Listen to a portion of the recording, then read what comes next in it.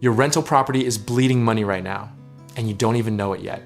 The moment a pipe bursts at 11 p.m. on a Friday, you will discover very quickly whether you are an investor or just someone who owns a house.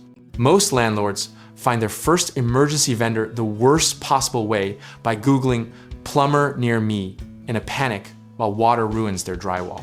That reactive spiral is what separates the amateur from the operator. And today, we are closing that gap in 30 days or less. Think of your vendor list like a fire extinguisher. You build it before the fire, not during it. The painful irony is that most people spend weeks researching a property and 0 minutes preparing for the chaos that follows closing. Here is the foundational truth driving all of this. Real estate is not a passive income business. It is a systems business. The investors printing consistent returns are not luckier than you. They just built better infrastructure around their assets. So where do you actually start in week 1? You identify your 5 critical trade categories: plumbing, electrical, HVAC, general contracting, and roofing, because these are the ones that will cost you the most if you scramble for them unprepared. Week 2 is where most people skip entirely, and it is the most powerful step. You get 3 bids on a small, non-urgent job from vendors in each category.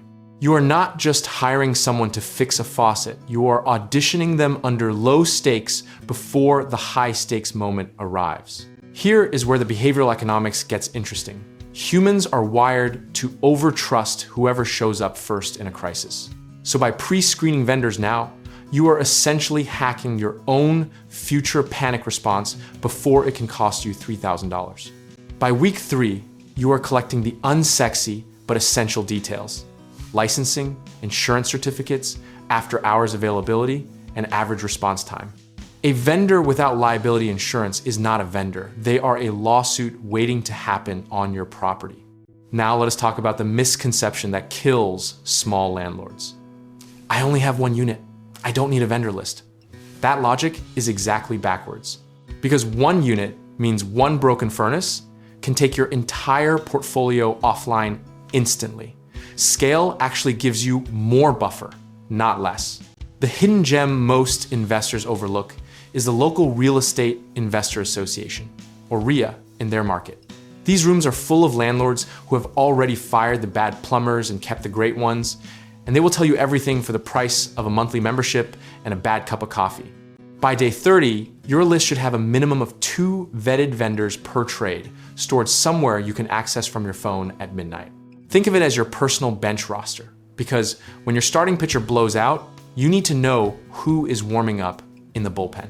There is a quiet confidence that comes with having this system built, and it actually changes how you evaluate deals. When you know your cost to repair exposure is manageable and your response network is solid, you stop fearing vacancy and start seeing opportunity.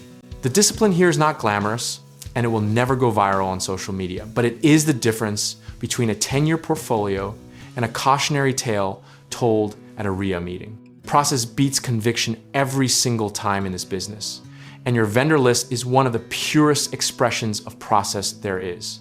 Treat every vendor relationship like a long-term investment. Nurture it, pay on time, and refer them when they earn it.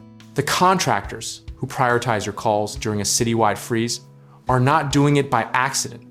They are doing it because you treated them like a partner before you needed them as a lifeline. And whether the market is up, down, or completely sideways, your vendor infrastructure holds its value regardless. If you are ready to build your portfolio the right way through real estate investing, smart contracting, or finding the right lenders, check out our links in the description below and let us help you get started.